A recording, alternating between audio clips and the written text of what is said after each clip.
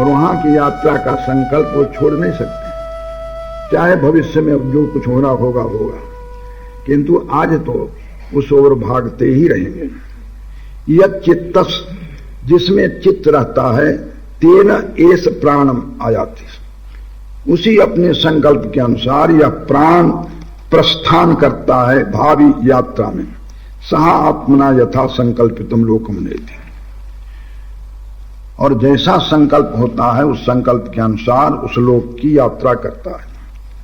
यह एवं विद्वान प्राणम जाना है, जो भी कोई विद्वान उपासक प्राण को जब इस रूप में जाता है कि भावी शरीर रचना का निमित्त प्राण है, संकल्प उसके सहायक हैं, तो नाहस्य प्रजा हीयते अमृतो भवति, तो उसकी संतति शिष्ट परंपरा में कभी भी कोई अज्ञानी उत्पन्न नहीं होगा और वह जानने वाला पुरुष अमर हो जाता है।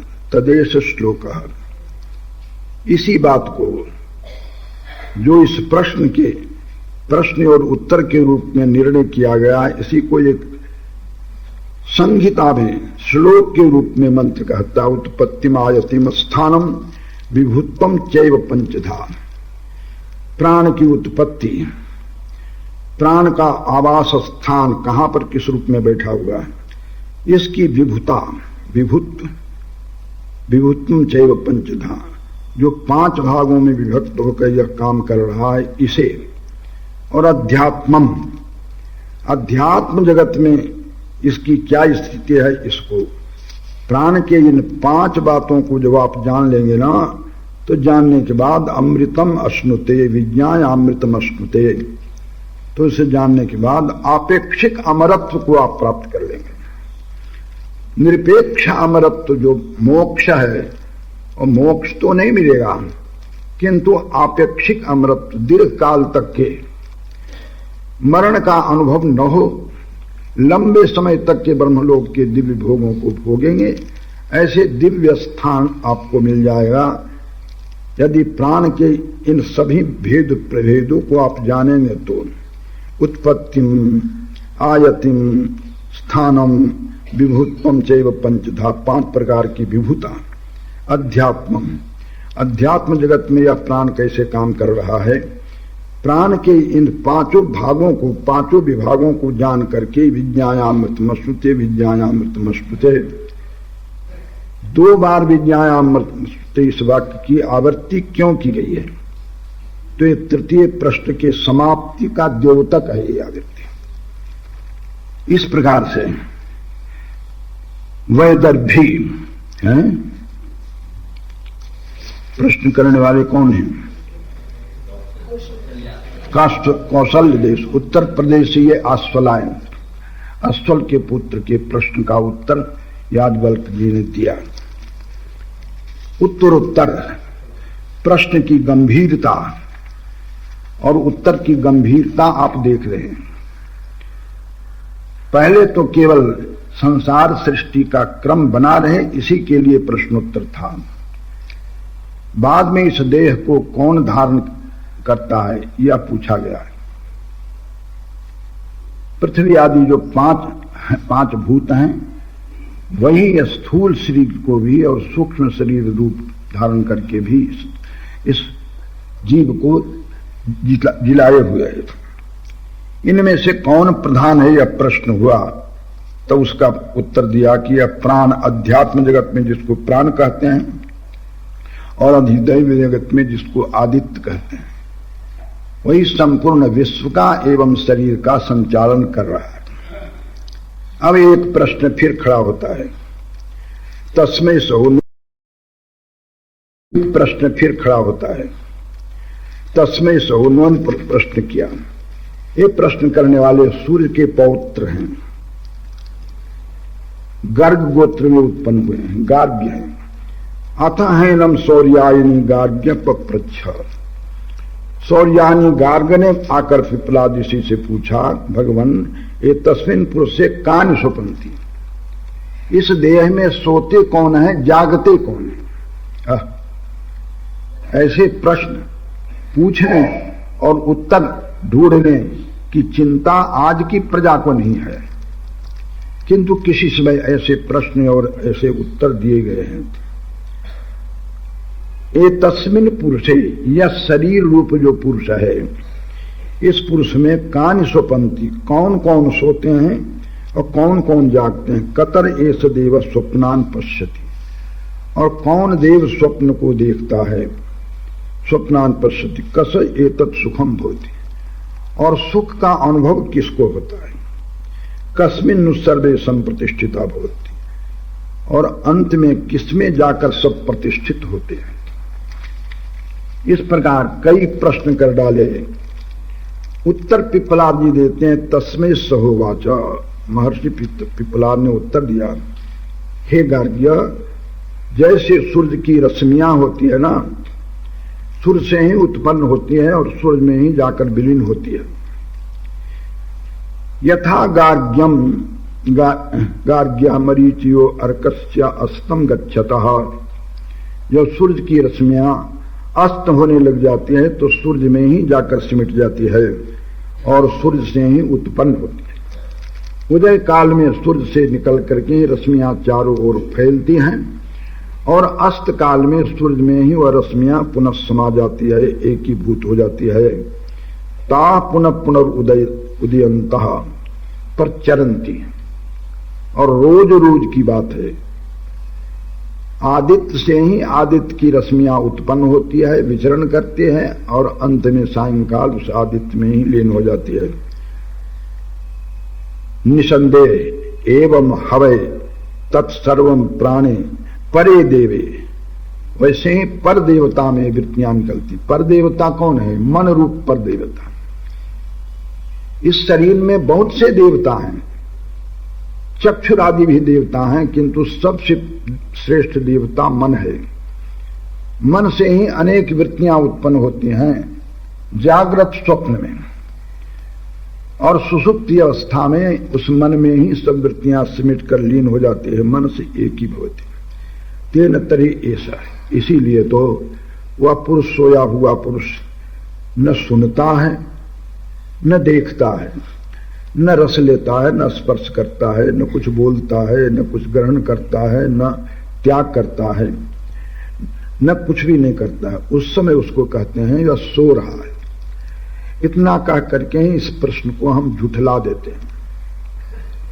क्या गति हो रही है, और प्रतिदिन ऐसे ही गति हमारी भी होती रहती है, किंतु इस संबंध में विचार करने के लिए तैयार नहीं है।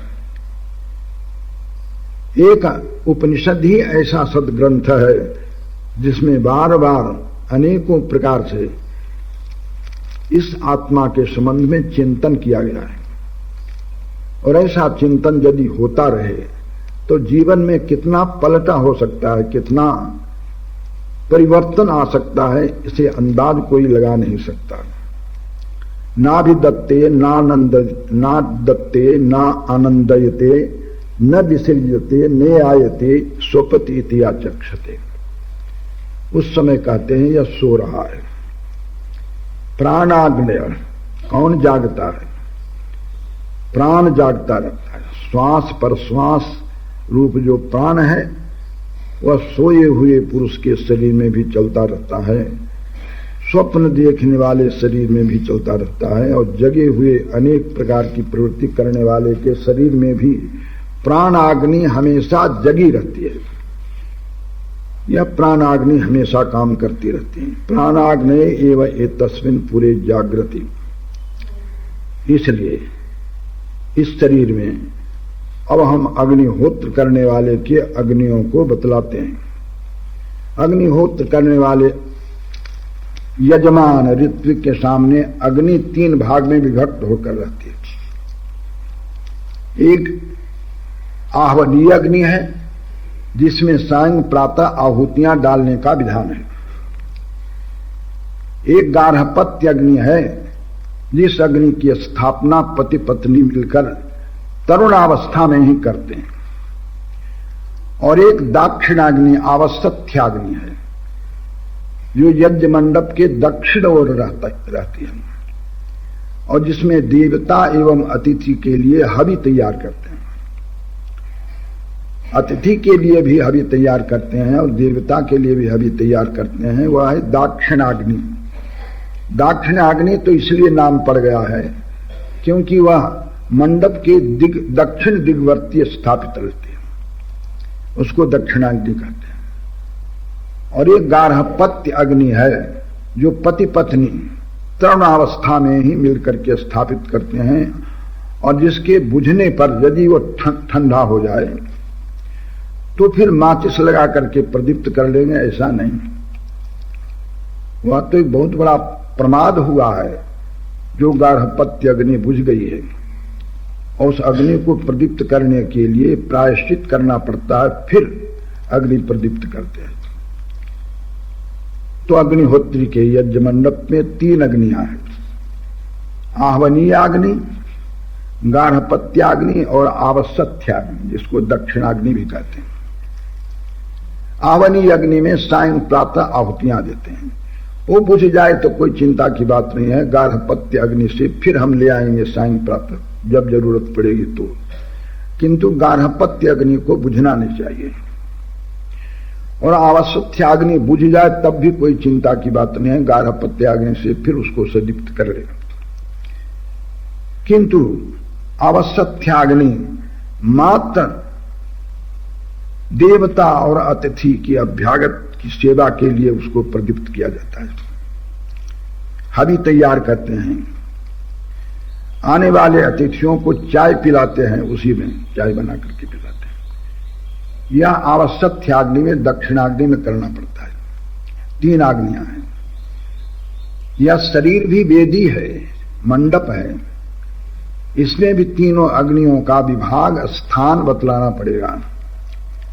उनकी ड्यूटी कहनी पड़ेगी कि कौन सा काम कौन सा प्राण कर रहा है, ये कहना पड़ेगा। तो तस्मै सहोवाचा, उससे कहा, हे गार्ग्य, मरीचियो अर्कस्य अस्तम गच्छता। सूर्य जब अस्त होने लगता है तो सर्वा उसकी रश्मियां सब के सब उसी सूर्य में सिमट कर एकत्रित हो जाती सूर्यमंडल में। ता पुनः पुनः, और उसी से बार बार प्रकट होता है, पर चरण करता है।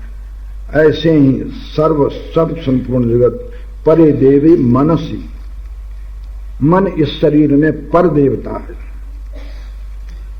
सबके ऊपर शासन करने वाला है। चक्षुरादि इंद्रियां भी देवता हैं, किंतु इन सब को मन के अधीन देखते हैं, इसलिए मन को पर देवता कहते हैं। तेने से तरी ऐसा पुरुषो शृणोति, उसी मन की सहायता से श्रुत द्वारा यह पुरुष सुनता है। यदि वो न रहे तो सुन नहीं सकता। तेन तरी ऐसा पुरुषो न शृणोति, जब मन पर देवता मन में एकत्रित हो जाती है सभी रश्मियां, तो उस समय कहते हैं यह सुनता नहीं सो रहा है, यह देखता नहीं सो रहा है, यह सूंघता नहीं, यह रस नहीं लेता, स्पर्श नहीं करता, न बोलता है, न कुछ डोलता है, न ग्रहण करता है, न त्याग करता है, या तो सो रहा है, जगता है। प्राणाग्नि इस शरीर में जगा रहता है। गार्हपत्य हवा एशो अपान, और अपान वायु गार्हपत्य अग्नि है। व्यानो अन्वाहार्य पचन, और व्यान वायु अन्वाहार्य पचन है, दाक्षिणाग्नि है। आवसथ्याग्नि भी इसी कहते हैं। गार्हपत्यात् प्रणीयते, जिसको आवश्यकता अनुसार हम प्रदीप्त करते हैं गार्हपत्य अग्नि से।